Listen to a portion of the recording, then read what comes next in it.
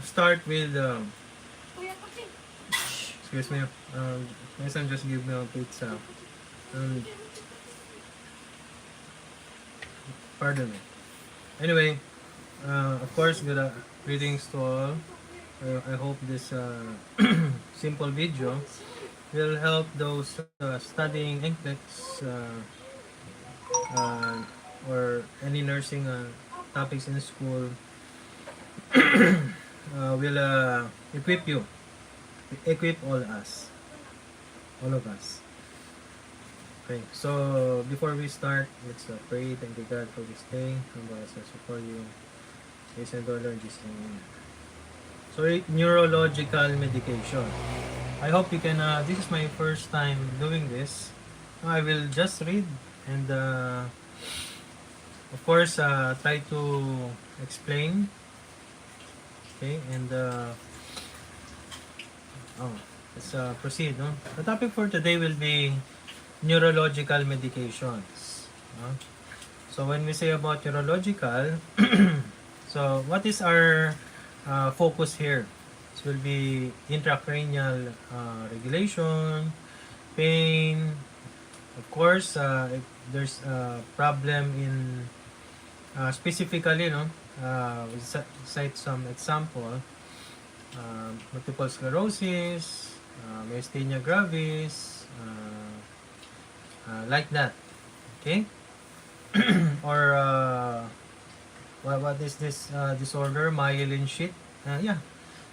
Uh, yeah. Of course, we will go to that topic. But if you know the medications, it will be easier for you how to handle the cure for the patient.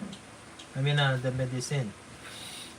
There's what kind of side effect or any interventions that you'll do in adverse effect. Okay. So when we talk about anti-myasthenic medications, so what are these? No? They are also called anticholinesterase medications.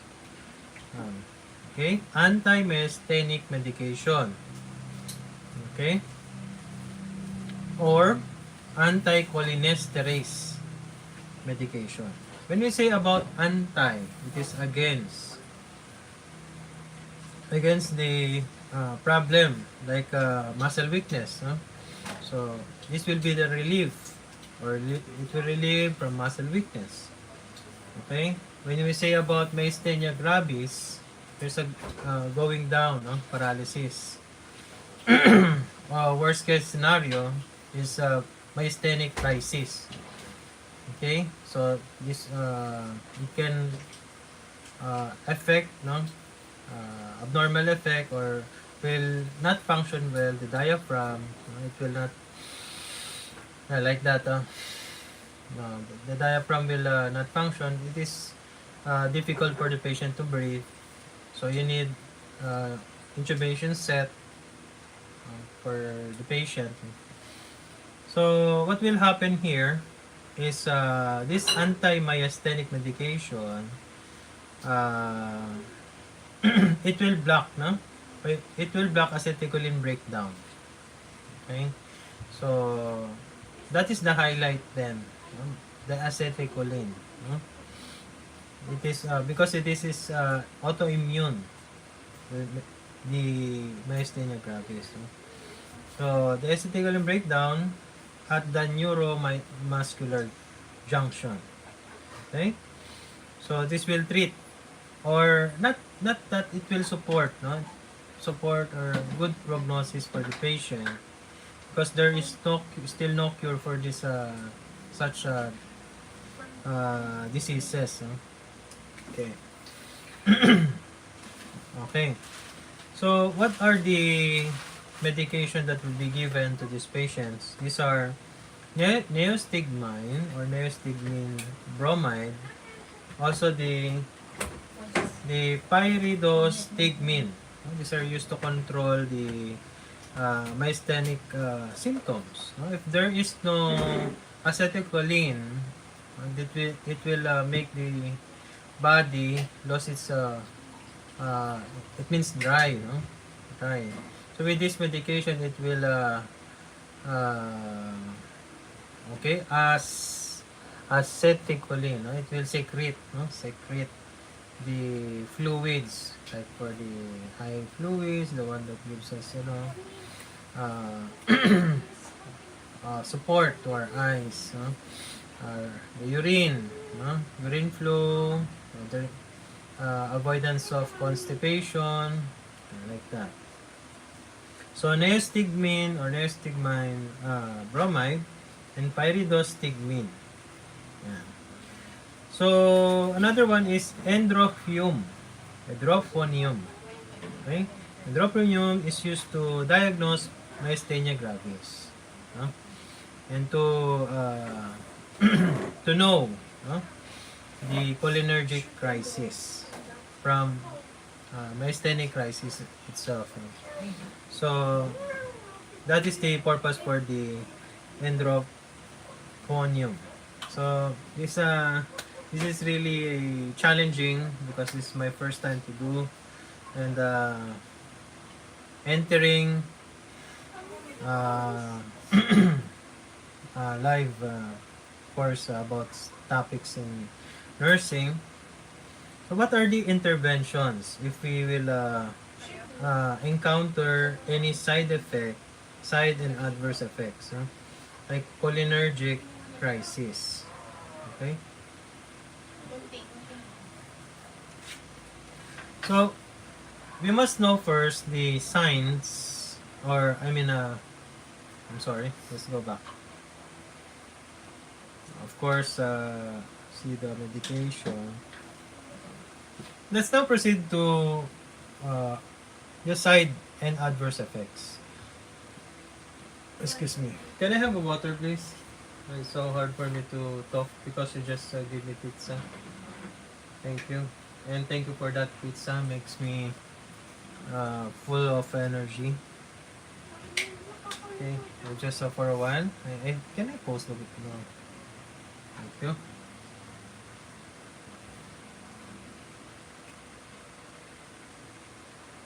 Thank you. Okay, so water is best. So, especially if we eat. Okay, if we eat, we need to drink water. 8 to 10 glasses, they said. But if you will drink water at night, please not that much. Okay? Okay. Fluid volume overload. Huh? Okay. So, let's continue. So what are the side and adverse effects? Okay, that is the right. Am I right? Let's see. Okay. B. Okay. This is first time, no? First time. So, immunomodulators. What are the immunomodulators? We all know that this is an autoimmune disease. Okay. Can I focus it there so that you can see my face? Okay, like that. And then, like that. Okay. So, immunomodulators like flu-like reactions. These are the effects. Flu-like reactions, hepatotoxicity, myelosuppression, injection site reactions, depression, and and neutralizing antibodies. If we will talk about immunosuppressants, myelosuppression, cardiotoxicity, fetal harm, reversible hair loss, injury to the gastrointestinal, nausea and vomiting, menstrual irregularities, and injury to the gastrointestinal mucosa. Again. So that is the immunosuppressants. Okay? When we say about immunomodulators, okay, that is where the injection site reactions, depression and neutralizing antibodies. I just repeated it. Just thinking modulate, no? It is modulating the antibody attack. No? But if we if the patient receive these immunomodulators, they will have flu-like reaction. Also, these are hepatotoxic, myelosuppression. No? I think this can lead to muscle wasting. Correct me if I'm wrong. Of course, the injection site reaction to give these immunomodulators. Okay? So, that is of course, the immunosuppressants. Okay? Immunosuppressants. No? It will suppress the attack of the antibodies. No? Autoimmune. This is fetal harm, reversible hair loss. It's a good thing it is reversible. Injury to the gastrointestinal mucosa. Okay, that is so very tough medication. Okay? So, if you will continue, so side effect, just read it. The interventions. Okay? What are the interventions for this side and adverse effects? Okay? But before we go there, we will focus to the signs of cholinergic crisis. Please do remember abdominal cramps. When we say about cholinergic, anyone, what is the meaning of cholinergic?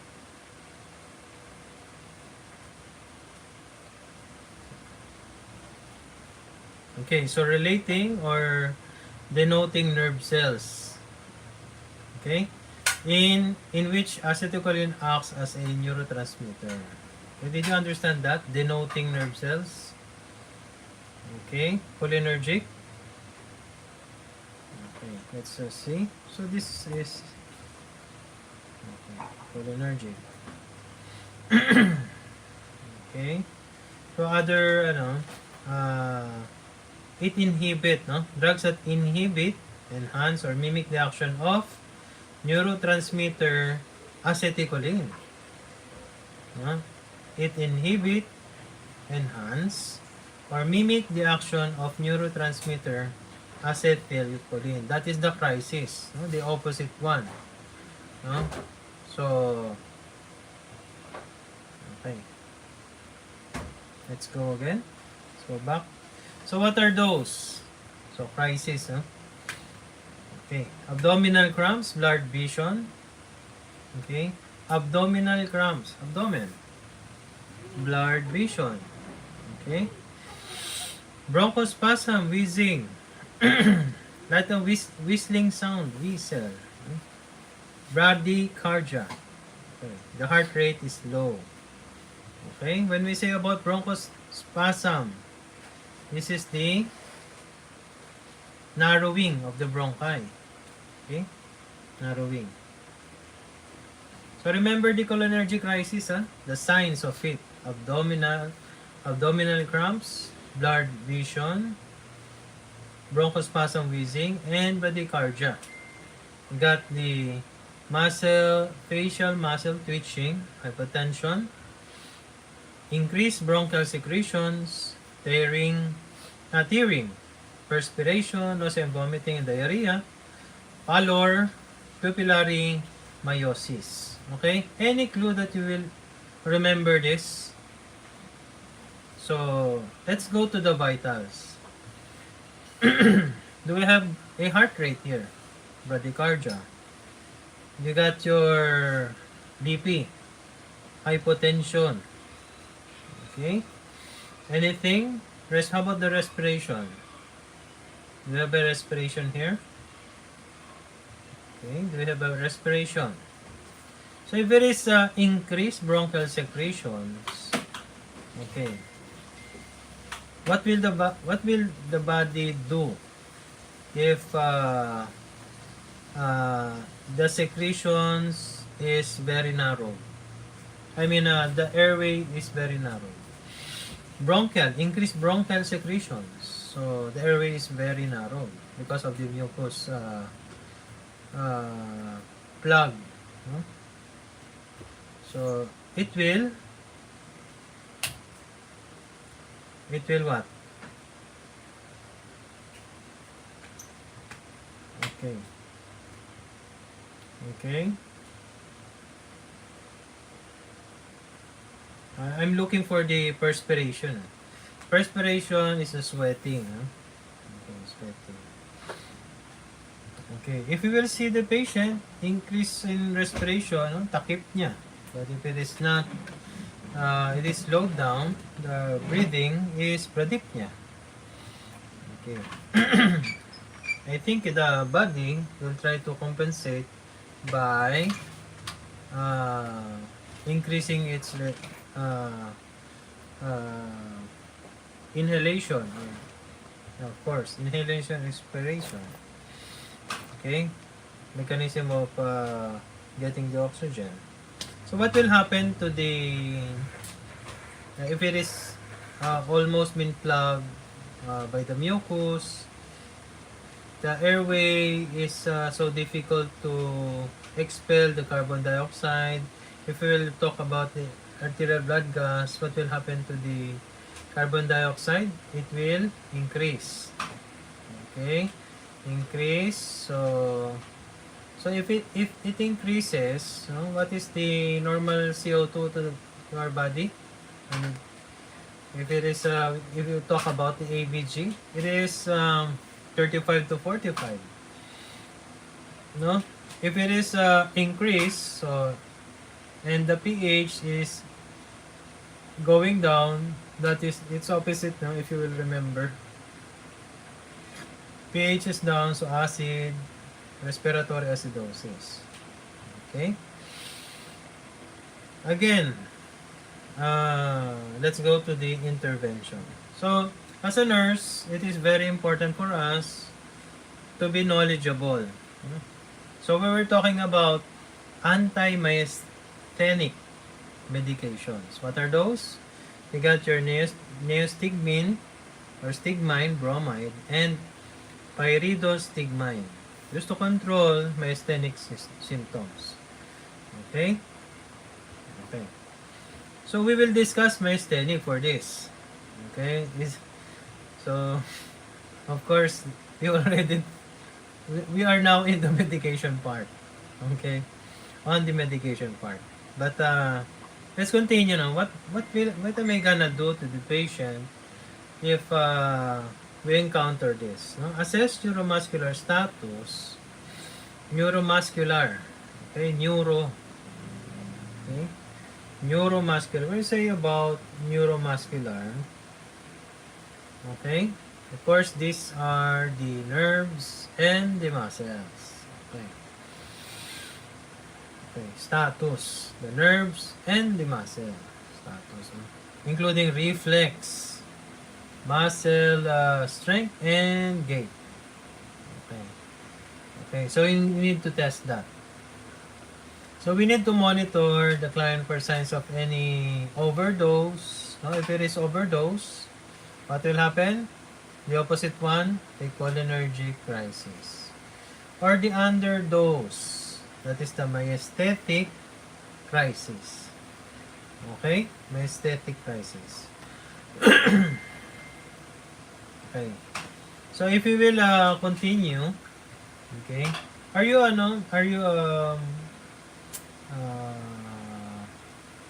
aware of the myasthenic crisis?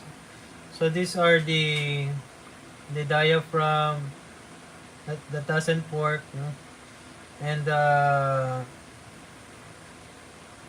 so this will what's that? Okay, this will lead to respiratory arrest. Okay? Okay, I forgot that term. So, it's a good thing that I'm thinking what it's very beneficial for me to do this. Okay? I'm thinking. Okay, next. And to be aware, no? Of course, I must tell the correct. Of course, I'm trying to give the right infos. God be all the glory. So if you will continue, let's see this. Instruct the client to take medication on time to maintain therapeutic blood level. Okay? To take medications, therapeutic blood level. Thus, the preventing weakness, because weakness can impair the client's ability to breathe and shallow. Okay? How about, what is the meaning of shallow? We all know breathe. When we say about shallow, okay, when we say about shallow, okay, so this is to perform the muscular movement of the esophagus uh, required to this, okay, through fear or nervousness, according to New Oxford American Dictionary. Okay, muscular movement of esophagus required to do this, especially through fear or nervousness. So again, next, instruct the client to take the medication with a small amount of food to prevent gastrointestinal symptoms. So that is how gonna do it. Instruct the client to eat a meal 45 to 60 minutes after taking medication to decrease the risk of aspiration. Okay? To eat a meal 45 to 60 minutes after taking the medication. So you need to what? Instruct the client. Okay? So I'm sorry, I need to adjust. No? So this is my, not the first time, but not that, I mean, I usually do self-studying or what, teaching, but not this. So it's a challenge again for me. But I can do this in God's help. So you need to instruct the client to eat a meal 45 to 60 minutes after taking medications. Okay? After taking medications to decrease the risk of aspiration. So if you eat first and then you take the medication, I think this will go up, no? Okay? And then risk, no? Go up and risk for aspiration, especially for those who are elderly, no? Or instruct the client to wear a medication bracelet that they are in need for this medication because they have a myasthenic gravis diagnosis. Okay? Note, the anti-myasthenic therapy is a lifelong therapy. That's why this is a still there is no cure for this disease. Okay? So you need to evaluate the medication of effectiveness, which is based on the improvement of neuromuscular symptoms or strength without cholinergic signs and symptoms. Okay? Okay. So, let's continue. So, when administering endrophonium, have emergency resuscitation on hand and atropine sulfate available for cholinergic crisis. No? If you will remember the cholinergic crisis, what is the most fatal part? No? Bronchospasm, wheezing. No? We all know ABC for this. No? Okay, ABC. Bronchospasm, myasthenic crisis. And what is the pupillary? Pupillary meiosis. Okay? When we say about meiosis, okay, meiosis, excessive constriction of the eye, or pupil of the eye. That is the meiosis. Okay? Okay, so I think I need to stop for this and we will proceed to the disease itself. Okay, the myasthenia gravis. Okay, bye-bye. See you to the next, supposed to be the first video. How to stop this.